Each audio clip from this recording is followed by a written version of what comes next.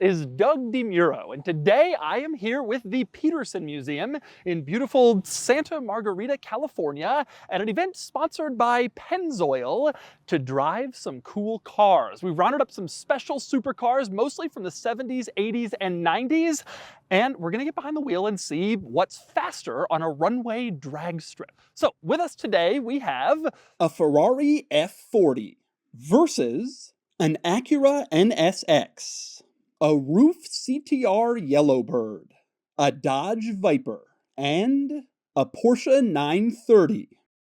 And I have my Mercedes-Benz E450 all-terrain station wagon with a baby seat in it. Now let's hear some more about these cool cars. Introduced in 1987 and produced through 1992, the F40 was a mid-engine, rear-wheel drive legend developed with the goal of replacing the 288 GTO and meant to celebrate Ferrari's 40th anniversary.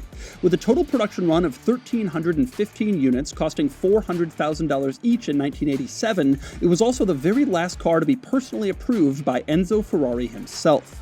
Ferrari had the deliberate goal of making the F40 a fast and Spartan supercar for those drivers who pursued nothing but sheer performance. It was developed using 5 GTO Evoluzione dropouts from the 1986 Group B FIA races and was required to be completed in only 11 months because Enzo intended to present it in June of 1987. The Pininfarina-designed body is made of carbon fiber and Kevlar and aluminum to guarantee rigidity and low weight, which is further decreased by lightweight plastic windows and a windshield. Cooling was important as the forced induction engine generated a great deal of heat. As a consequence, the car was somewhat like an open-wheeled racing car, but with a body. It had a partial undertray to smooth airflow beneath the radiator, front section, and cabin, and a second one with diffusers behind the engine, but the engine bay itself was not sealed. All F40s left the Ferrari factory exclusively in red, Rosso Corsa. Powered by a 2.9-liter twin-turbo V8, it generates 471 horsepower and 426 pound-feet of torque, and boasts a 0-60 time of 4.2 seconds with a top speed of 197 miles an hour. The first mid-engine, rear-wheel drive 3-liter V6 Honda manufactured between 1990 and 2005, and the very first mass-produced car with an all-aluminum body, the NSX was born from the HPX Honda Pininfarina Experimental in 1984 with the objective of exceeding the performance of V8 Ferraris of the time at a much lower price point. The acronym NSX stands for New Sports Car Unknown World, with X being the mathematical symbol for an unknown value. The project, which was bolstered by the enthusiasm for Honda's return to F1 in 1983, pushed their R&D department's efforts towards creating a supercar which had the goal of providing power-to-weight and wheelbase-to-weight ratios that were close to those of F1 machines rather than street performance cars. The NSX inspired the designer of the McLaren F1, Gordon Murray, who was blown away by the performance and handling provided by the NSX chassis.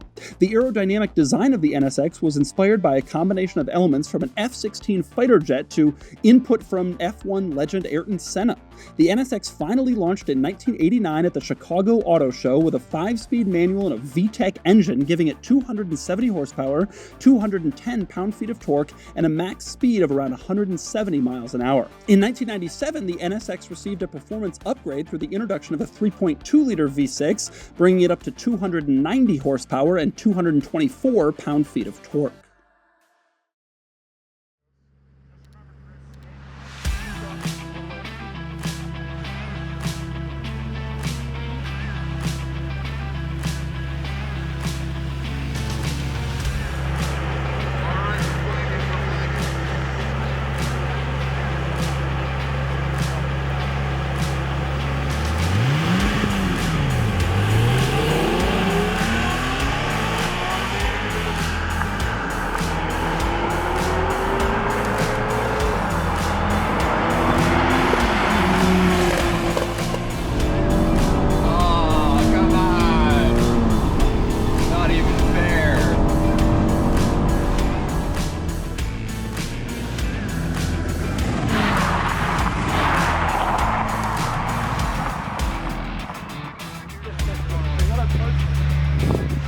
Evan, you good? Yeah. All right, we're flagging. Go, go, go.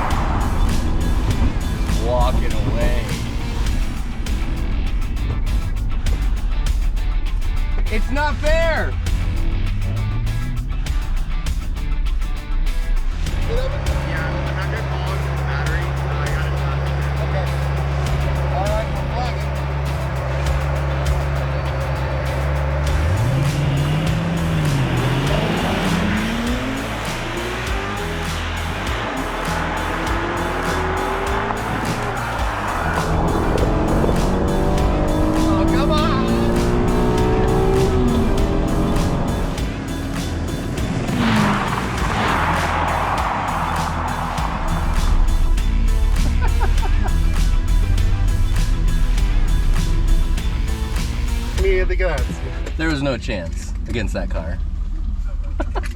All right, this one was interesting to watch. These are two mid-engined exotic cars. The NSX, of course, the reliable one, and the F40, the god-tier temperamental Italian car. The F40, you're not really necessarily gonna push it too hard, and so the NSX, they kind of ran neck and neck pretty close. I didn't really see exactly how they finished, but it was a pretty tight race the whole way through, in part because you can just push an NSX harder and not really feel guilty about it, and I think that's pretty much exactly what happened here. Of course, the NSX is also a really fast car. It's light, and I'm not really surprised it's able to get a good run in something like this. Introduced in 1987, the Ruf CTR features a highly pumped version of Porsche's 3.2-liter flat six, combined with a roll cage, an upgraded suspension and braking system, a fully customized 5-speed transmission, and several unique parts and body pieces. CTR stands for Group C Turbo Run. It's based on a 1987 911 Carrera 3.2, with a lower weight and drag coefficient compared to the 930, which was Porsche's factory turbocharged version of their 911. The introduction of many aluminum parts allowed Ruf to drop the weight of the CTR by another 422 pounds. Among other engine modifications, they brought the total displacement from 3.2 to 3.4 liters by boring the cylinders out to 98 millimeters, and they added a fuel injection system borrowed from the Porsche 962. Twin turbochargers and twin intercoolers bring the engine's total output to 463 horsepower and 408 pound-feet of torque, giving the CTR a 0-60 time of 3.6 seconds and a top speed of 210 miles an hour, making it the fastest production car of its time. Ruf officially produced only 29 units. The chassis were bought directly from Porsche, and they were sold for $142,000 each in 1987.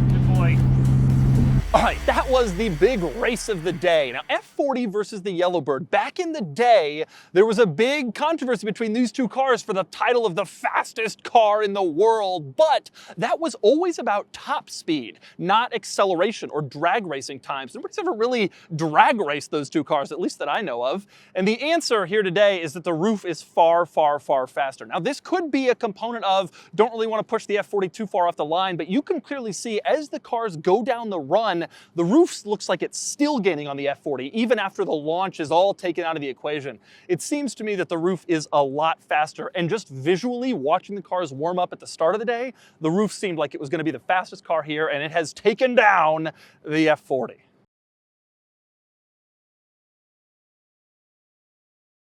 Conceived in 1998 with the objective of creating a modern Shelby Cobra and first shown at the North American International Auto Show in 1989 purely as a concept car, the Viper obtained widespread enthusiasm, leading to a standard production vehicle during the Lee Iacocca management era, with a run stretching far beyond. 85 engineers and $70 million were allocated to Team Viper to make it happen.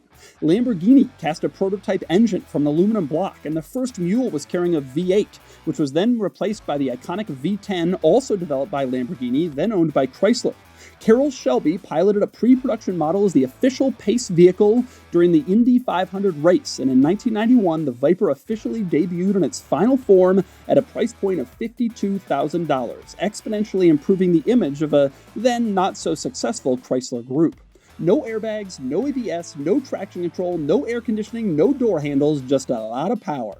The Viper boasts 400 horsepower and 465 pound-feet of torque, giving it a 0 to 60 time of 4.2 seconds and a max speed of 165 miles an hour.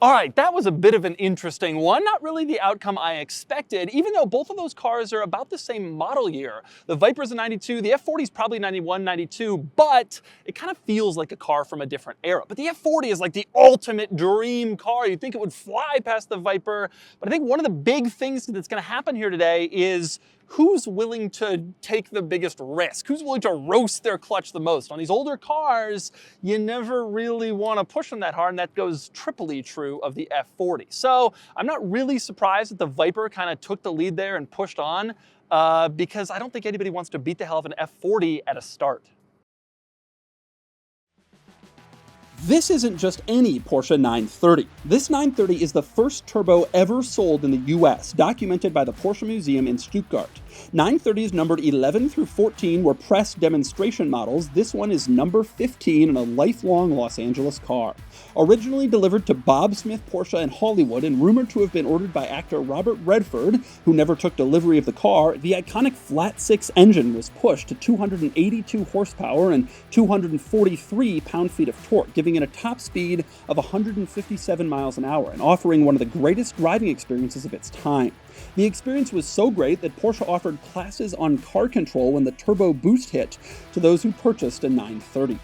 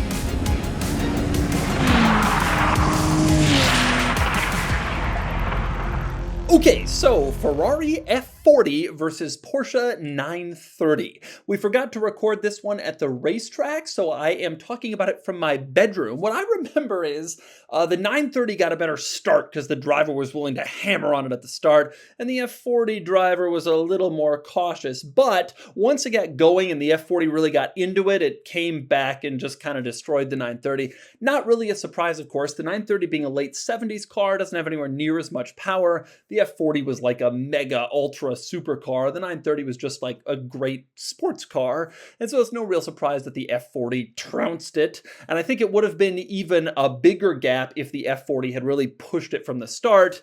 But most F40 owners aren't really going to want to do that, which makes sense.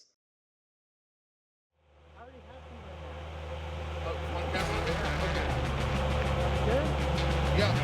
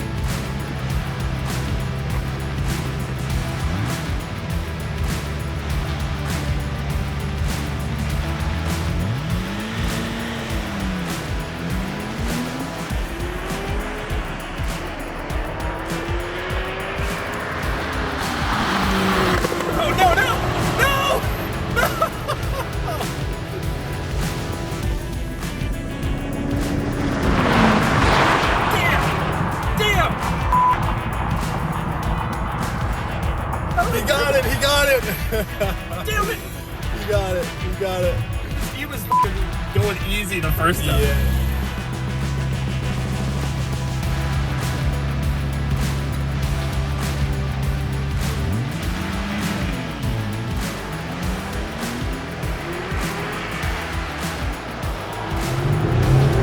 Go, go, go, go, go, go, go, go! Come on! No! No! No! Oh! Damn it!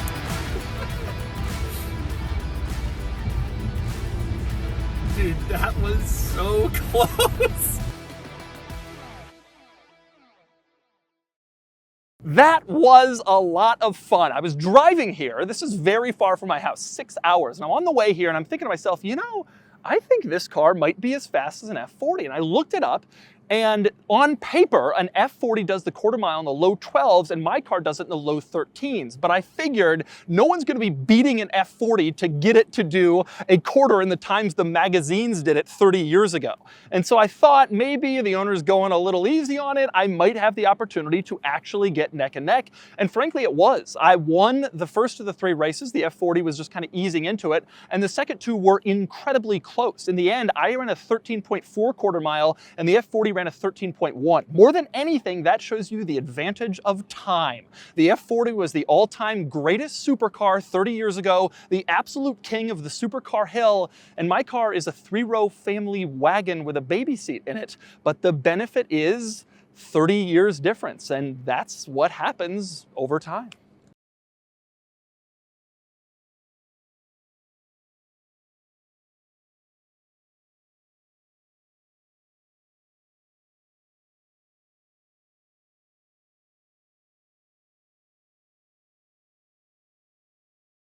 So there you have it, some amazing 1970s, 80s, and 90s exotic cars all racing against each other, some amazing runs, and it was really cool to actually see these cars driving fast. You so rarely get to do that. Thank you for watching. Thank you, Pennzoil, for sponsoring this wonderful, ridiculous event, and be sure to like and subscribe to the Peterson Museum YouTube channel for more great stuff coming up.